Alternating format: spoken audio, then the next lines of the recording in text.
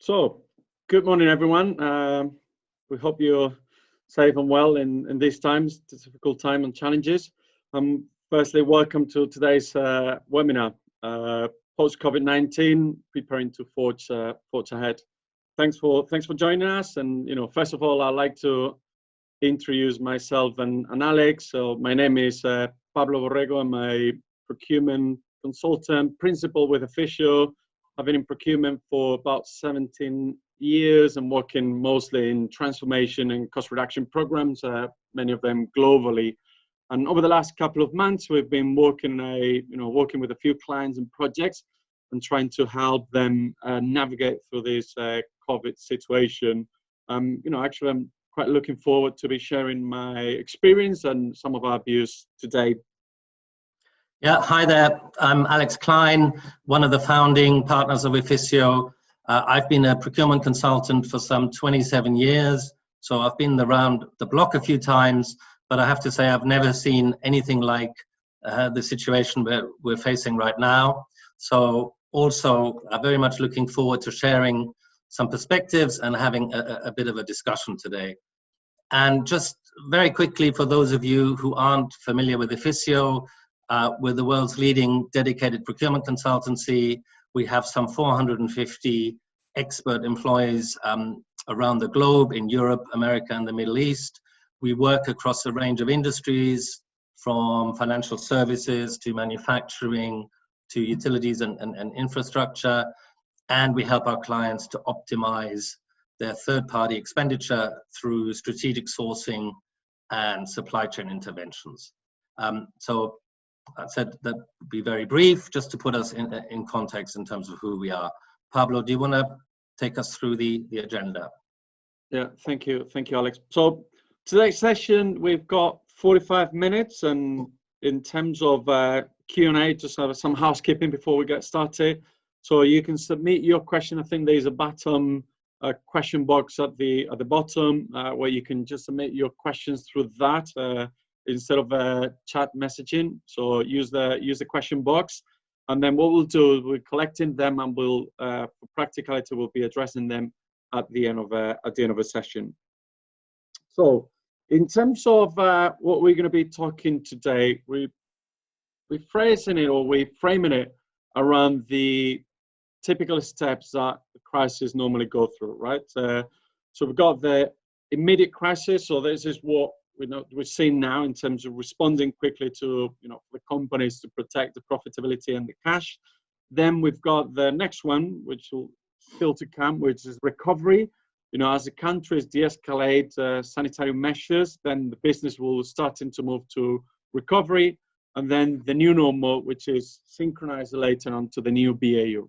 And again, we say the new BAU, we suspect that things will not be the same as we come out of a situation, right? So we really believe that procurement and supply chain have a big role in this, and actually I would say like a big responsibility to maximize the value for the company, right? So I think the focus of today is more on the recovery and the new normal phases, but I think before we move on to that, it would be good to just reflect a bit on what we've seen in the last few weeks with the immediate crisis.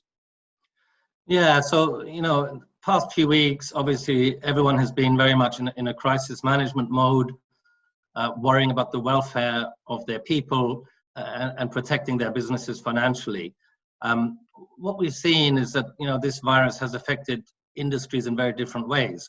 So industries like travel, non-food, retail, restaurants, hospitality, automotive, and large slices of manufacturing have had massive hits on their revenue very abruptly.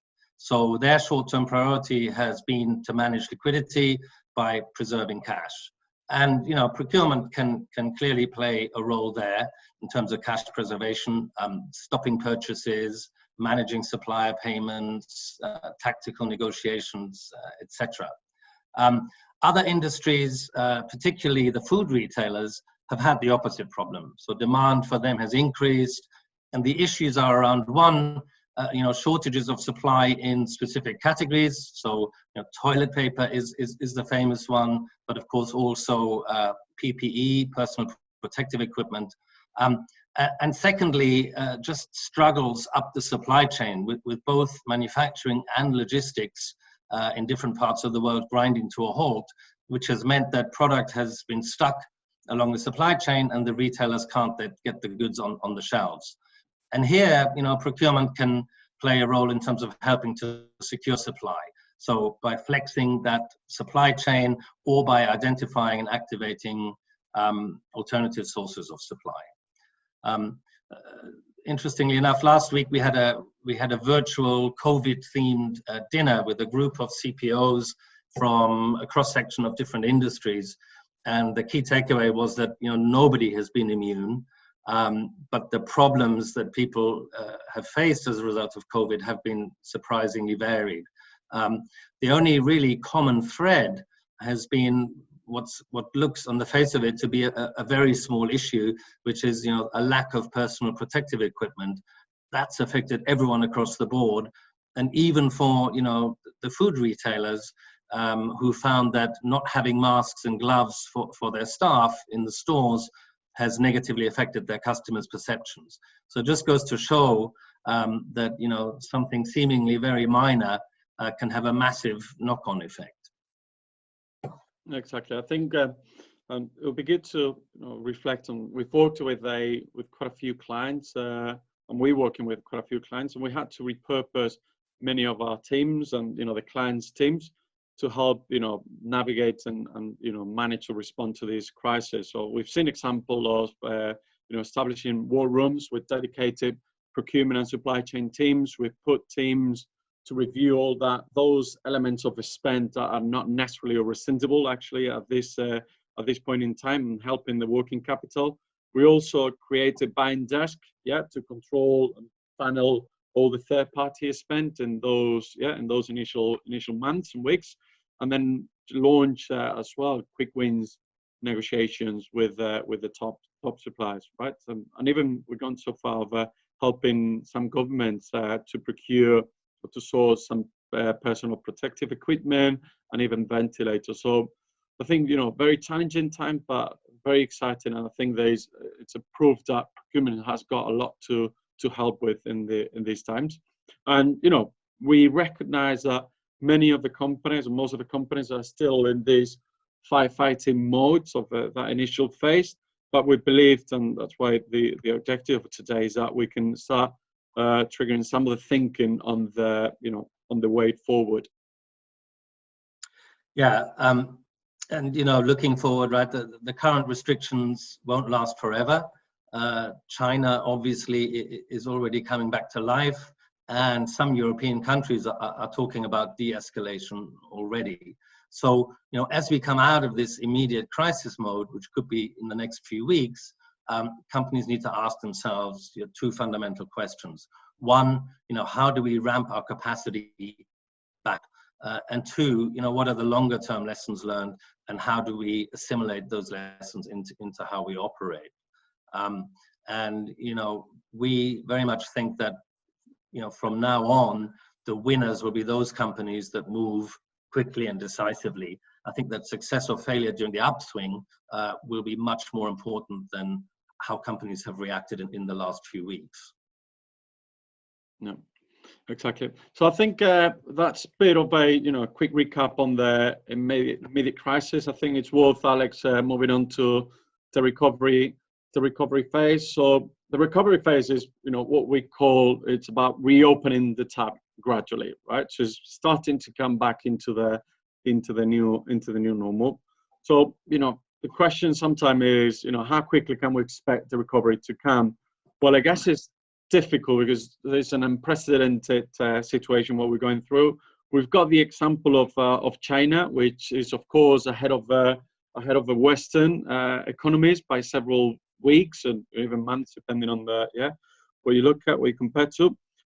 And according to the latest figures that we've seen from China, they're back into the production levels about 70% or similar, right? So it's totally true that the picture in the Western world maybe or will be different, right? In the sense of we can expect a rebound in some sectors to be quicker. Like for example, there's estimates of retail starting to get to a more normal levels by the Q3 or Q4 of 2020.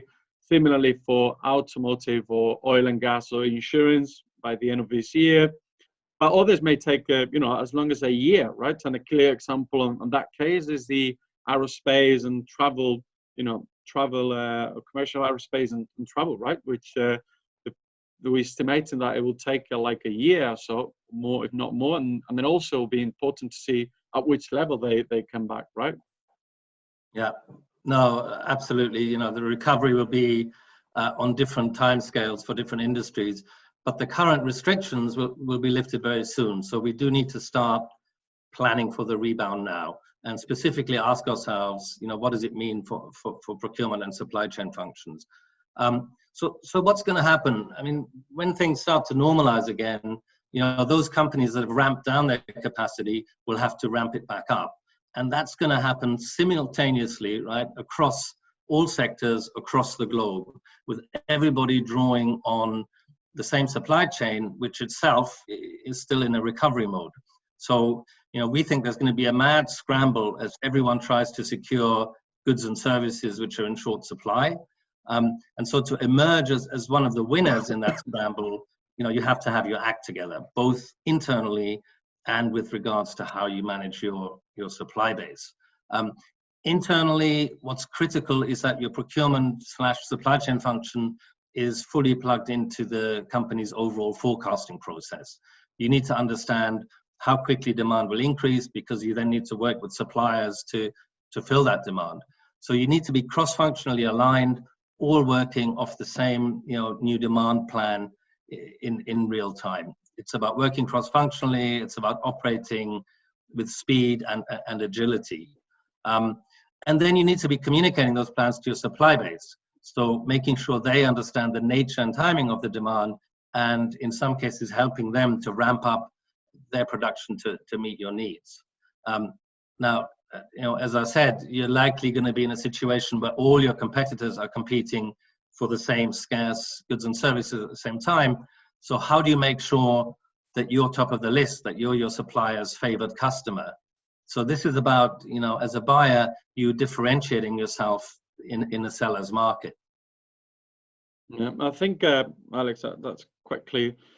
What's important here is that this is not a time for the old school procurement, right? And in the sense of flexing your muscle and trying to beat the suppliers on price, this is actually the opposite, right? So joint planning and collaboration, not only internally but also very importantly with your supplier, is paramount here. It's more important than ever, right? It's not about beating your suppliers, but it's about helping your suppliers, right? Especially, most of the companies will have those small suppliers that are absolutely business critical, but they might be struggling, right, to come of this crisis, and either financially or operationally to ramp things up, right? So I think you need to think of, assess who those suppliers that you need to help and see how you can help as a minimum, right? So improve that visibility of your forecast and and involve them in the planning of your coming back to capacity. Also share some of the risks around the orders, right? It's all about, we probably, with some of the suppliers, we need to forget about this 30 days payment, etc., and move into paying them ahead before they can place the order with their suppliers, etc., right? And they can from those payments themselves. And even in some cases, can you procure some of the items for them, right? There's a clear example. If you're a larger corporation, the fact that has access to buy some of the PPE equipment that is in such a difficult to procure these days, can you provide some of that to that small supplier who has not access to buy these things, but actually it represents a very small volume or percentage of your volume, but it can help them massively to get back into operational mode, right? So how can you help these smaller guys to survive, as opposed to flexing and beating the supply, right? We recognize that this might stretch the comfort zone of some of the more traditional procurement people, But I think it was very important for the senior teams to lead the change and by this way of thinking. Yeah, and you know, procurement has been talking about this type of cultural change for years in terms of procurement becoming more of a collaborative partner, both internally and externally. So maybe, you know, this crisis is an opportunity to widen and stretch the skill sets of the procurement professionals.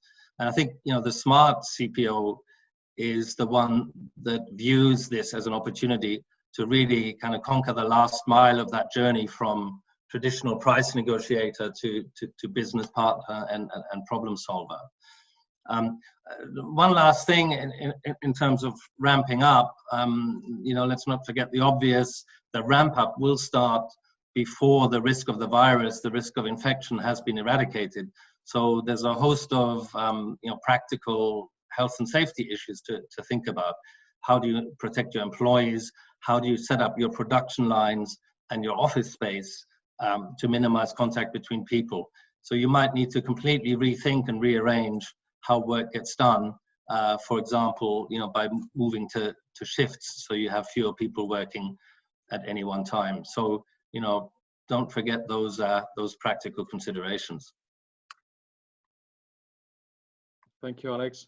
So we've moved now to the next phase, which is the new normal, right? So a lot has been said in the media about the new normal not being the same, right? So we all have heard those comments of, you know, when we come in out of this thing, a lot of the changes that we've seen now in how we, you know, how we work and what and how we consume will be different. So there's a view of that a lot of these changes will become structural in the long run, right? So some of them will go back to normal, but some of them will stay there for longer.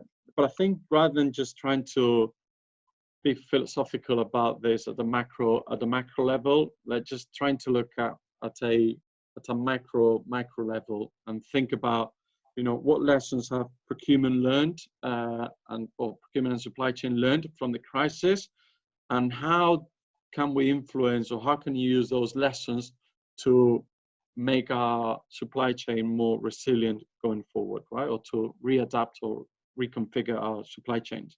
So I think in terms of lessons learned, they're looking at two angles, right? So looking at from an internal point of view, it would be good to reflect on, you know, where our teams agile enough to cope with a crisis like this. You know, did they have the data and the analytical tools that they needed? I'm sure that many of you saw yourself in terms of, okay, how much am I spending with X suppliers, or how much spending in this category, or how much where is the contract for these suppliers, right? And we all just going around trying to find that information. So back again to the question, do they have the analytical tools to help them with these things, right?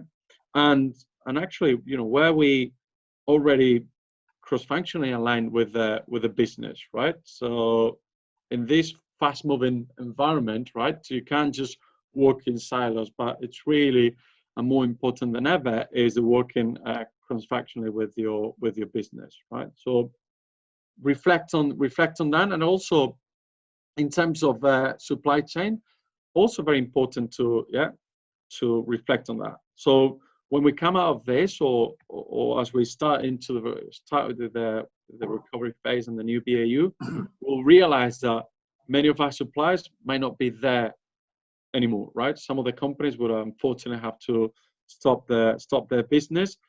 Some will remain, right? So we'll need to look at our supply base. But in doing that, it will be great to understand, you know, those suppliers who we've been working with, right, and we continue to work, you know, were they quick to respond to the crisis, right? Were they fast, to react to it, and were they flexible in doing that? But also, you know, were they showing the right behaviors, right? Are these the kind of people that we want to be working with in the future, right?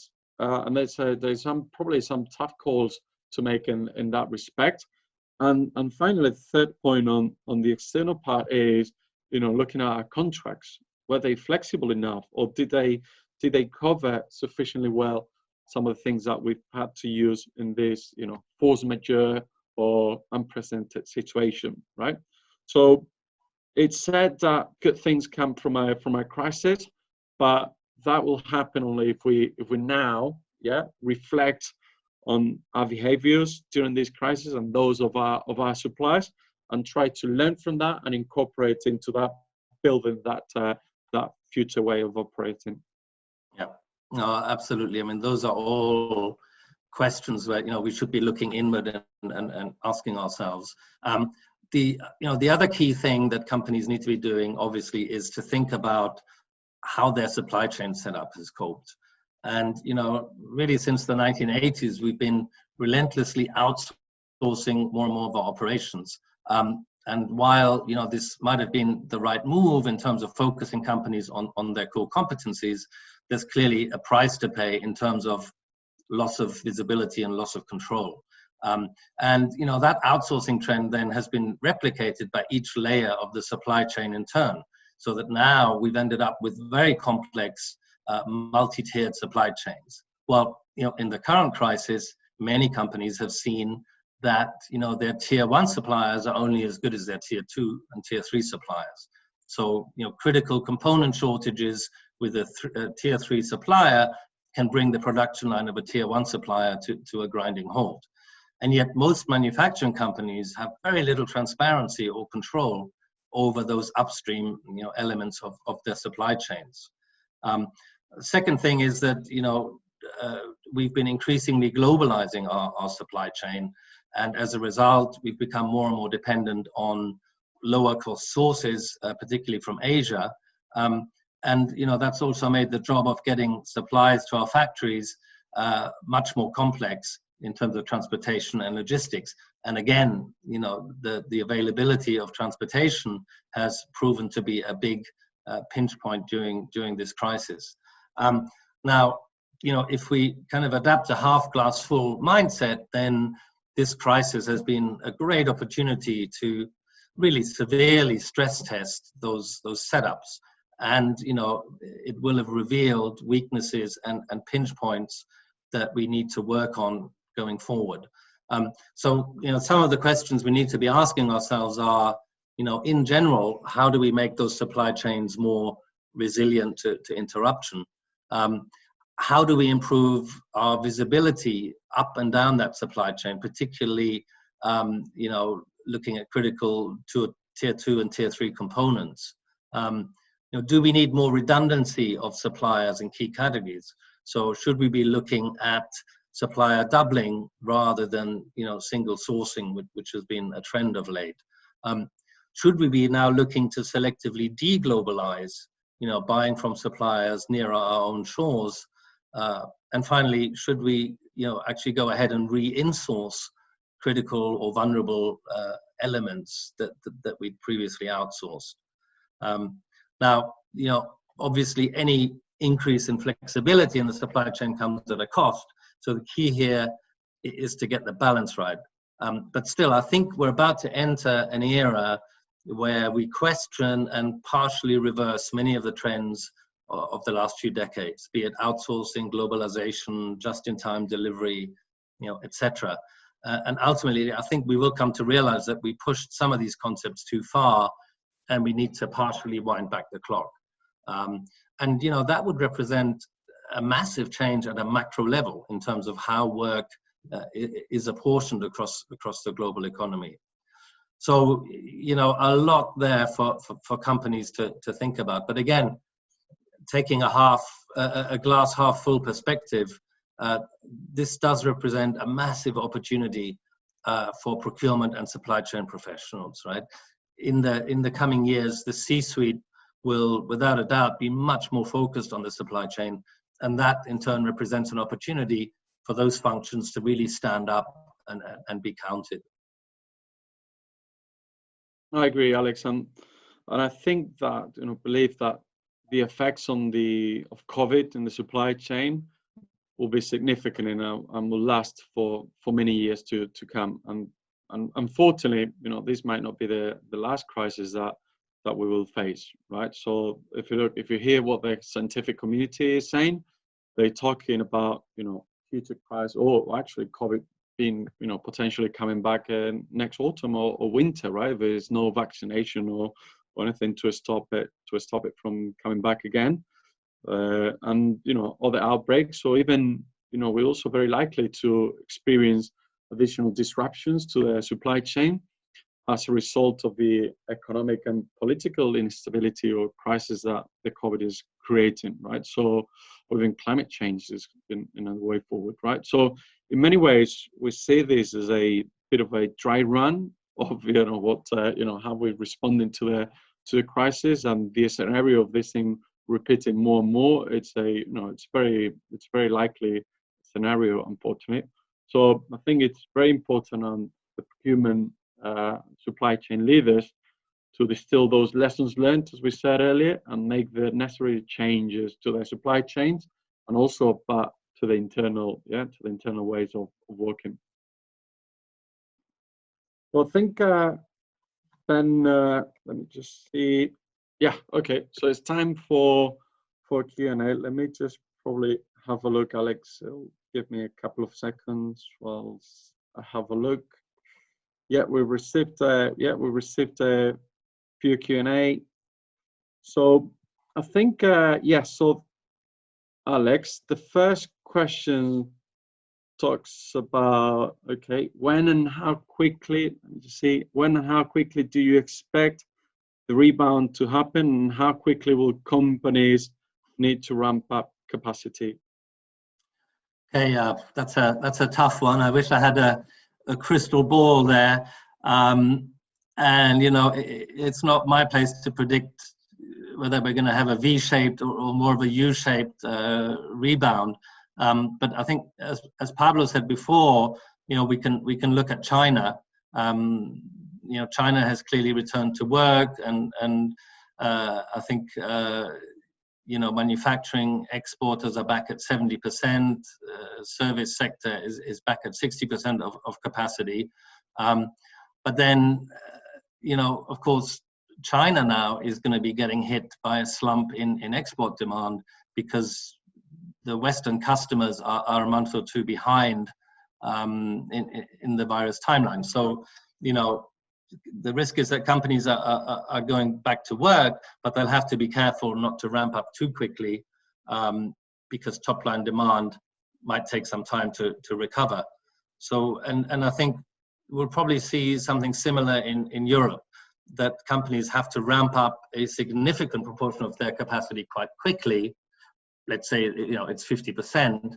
But the key then will be anticipating, how quickly to move from that 50% to 100%, which will take time. And, again, that timeline will be driven not just by customer demand, but also by the manufacturing and logistics health of their upstream, supply chains. So, again, early visibility and forecasting of the demand will be key, but also having the transparency down the tiers of the supply chain to see how ready that supply chain is.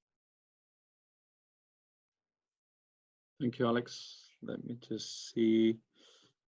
Yeah, someone is asking, if it's not too early to shift the focus to the thinking on the recovery phase. I can take that one, Alex. So I think we said earlier that the timing and the degree of what's being called now the de-escalation we are seeing, it varies by country. But what's clear is that it's imminent. It's already happened, well ahead of a curve in China.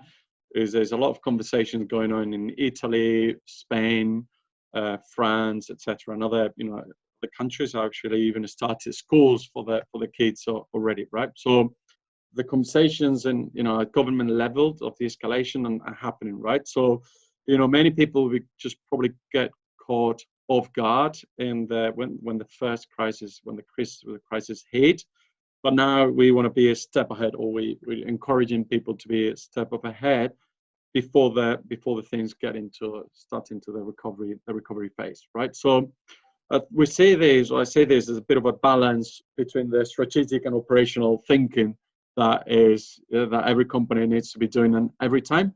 But at this point in time, the strategic thinking, i.e. the planning the planning ahead of what's about to come, it's a lot more acute and with a shorter timeline, right? So whether it is I don't know, whether it is a 70% on the focus on the current crisis response mode, or 30% in the strategy and the way forward thinking, or whether it's 60-40 or whatever it is, it might depend on depending on the industry and the country that you're working on. But it's definitely what's for sure is that you can't just focus all your effort and firefighting the current crisis or the current situation, but because you need to start looking ahead, because more fires might just open up coming soon. Yeah, so let me see. Yeah, so there's another question here. Alex, I'm gonna take this one. And how will we ramp up? The ramp up vary by sector, and which sectors do you expect to come back the quickest? Okay. Yeah, I mean, it will vary by sector. I mean, I guess, if you read the press, there's some consensus that sectors like tourism, hospitality, the whole aviation sector are looking at, a sustained period of repressed demand, and they're really going to struggle to catch up later on. Non-food retail, similar, long periods of low demand before consumer confidence comes back. But then you have industries like transportation, manufacturing, wholesale trade, that have a better chance of catching up once the supply chains are restored, subject to supply constraints. Probably the best placed or the least affected sectors are probably agriculture, construction, also business services. But even they need an available and healthy workforce, and so it will take time. It will take time for everyone. Thank you, Alex. Let me just see more questions. We received more questions. That's good. That means there's a good debate ongoing. So there is another question saying, I can take this one, Alex. We've seen prices going up, 2 times or 2 times, 5-fold. How do you deal with that?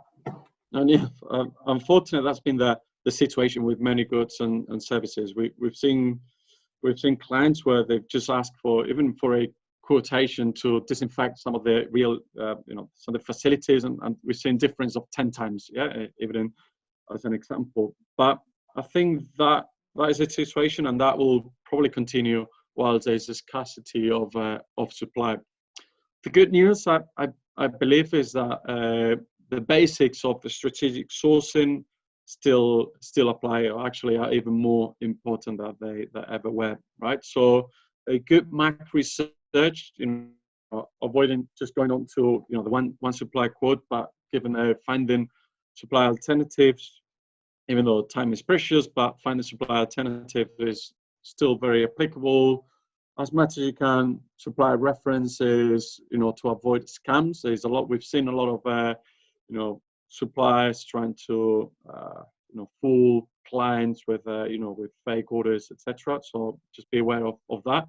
And then most important, I think this is probably where it's really, really important. The other 2 factors probably more used in the normal days, but the TCO, or actually the total value, is something that is talked about a lot, but actually not always done. I think TCO, or total value, it's a lot more important in this situation, right? So is it worth paying 20% or 25% or 30% more than you were paying for the same item a few months ago? You might just be suffering because of that, but in reality, you need to look at, okay, what's the impact in the EBITDA of not servicing or not buying that product, right? So if it's going to have a much bigger, you could buy a very simple, item as PPE, but if not having the right PPE will just stop you from opening back, and a massive hit in your revenues. That's something that needs to be taken or looked at as a total value calculation, not just as a cost, right? There will be time in the coming months or years to get those costs back to normal. But at the moment, it's very important that we look at the total value as procurement. And I think that's something that, again, is forcing us to drive in the right direction, what we want procurement to be doing. But hopefully that answers the question. So I think there's another question here. So can we really manage for the type of risk represented by COVID? I think with supply chains breaking down across the globe, how can you control that? Okay. Yeah, I think that's a very valid point. The crisis has been extreme, and all the sectors in the globe has faced. All the sectors have been impacted at the same time, right? We're seeing production, manufacturing impacted. We're also seeing a lot of challenges in the distribution with air cargo, road transportation, etc., with a lack of capacity. Less routes, different timings or timetable of the routes, etc. So all of a sudden, everything has been impacted, and again, it's difficult to have a contingency plan for all of this, right? And I think also more importantly, and something that we probably haven't talked too much is, you can protect your company with a number of contingency plans. So you could, some of the things that Alex was talking about, making your supply chain resilient. But it's more important as well that you manage the cost and the value, as we said, because cash and working capital will continue to be very, very important, right? But again, in working on that, you go back to the contingency plan. It will be important to focus on, okay, what are those items or what are those geographies or components, etc., that represent the key pain points, right? So just very focus on the 80-20 somehow. And then where do you need the contingency for those things? And finally, a bit of an enablement for the bottom in terms of improving the visibility of of your inventory, of the demand, etc. Right? So that you could with all of that, put together a contingency plan that, again, is not just skyrocketing your cost and is as manageable as possible. And it won't be perfect, but you'll be better equipped for what's coming up. Yeah. So how are we doing with time? Probably just one last question, Alex, before we move into the final remarks. So there's someone asking, what's your view on geographical location of suppliers going forward? So Europe versus China. So I think, my view is, what we've seen is there's been a huge dependency on China in this situation, and we've seen governments, particularly I can talk a lot about Spain from what I've seen, governments struggling to procure a lot of basic items like PPE or ventilators from China, and I think there's a couple of things. There's been a reflection on that. Somehow you feel like you've got your hands cuffed, and the difficulty to secure that supply because it felt so out of reach and out of control. So that's number one. And then number two is the feeling that you still got some infrastructure in your country. So my view, and just going back to the question quickly, is that we'll see, and Alex was mentioning it earlier, we'll see a shift.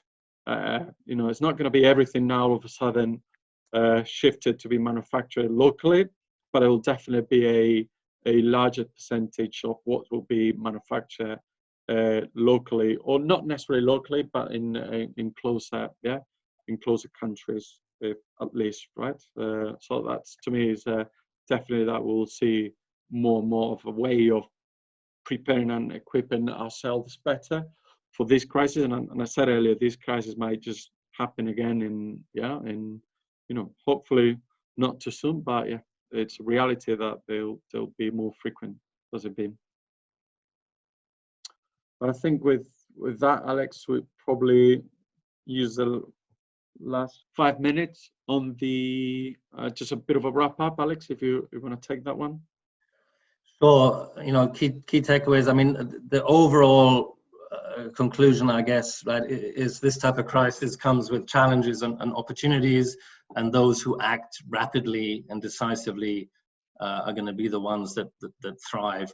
And 5 key points really. Number 1, start planning for that rebound now. Again, the early movers will be the winners. Secondly, this is a time for procurement and supply chain to really work in a cross-functional way, and to work to sync up demand and supply. Thirdly, and similarly, work collaboratively with your suppliers, because you're now in a mode of securing supply. It's a seller's market, really. Number 4, reflect on what you've learned in practice, right? Was your team agile enough? Did you have the right data at your fingertips? Were you aligned enough with the business? How did your suppliers behave? Were your contracts flexible enough? And finally, you probably need to be looking to make your supply chain a bit more resilient, thinking about how do we get more visibility through the various tiers? How do we build in more supplier redundancy? Should we be looking, to the point in the last question there about China versus Europe, should we be looking to selectively deglobalize now? And should we even be looking at potentially bringing some sensitive pieces back in-house that we'd outsourced previously? So I think that's the summary. And again, the immediate takeaway is, that rebound will happen quite quickly, or will start happening quite quickly, and companies need to be starting the planning now.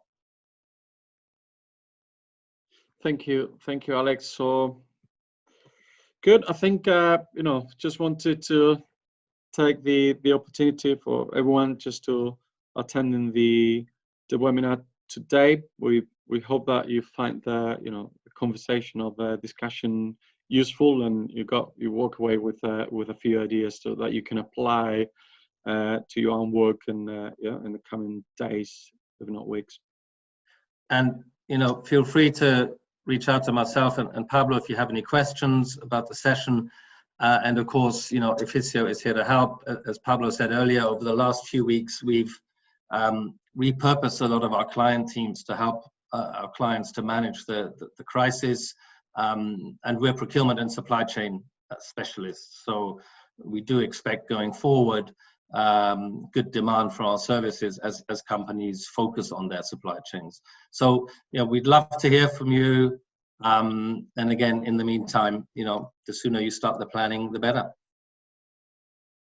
Thank you, Alex. And one final note: you've got our contact details there, and then the next, I think is about in the next few minutes or so, you'll be directed a survey, just asking for some feedback in terms of how useful you thought it was and how good you thought it was, and some ideas or what else you would like to hear about.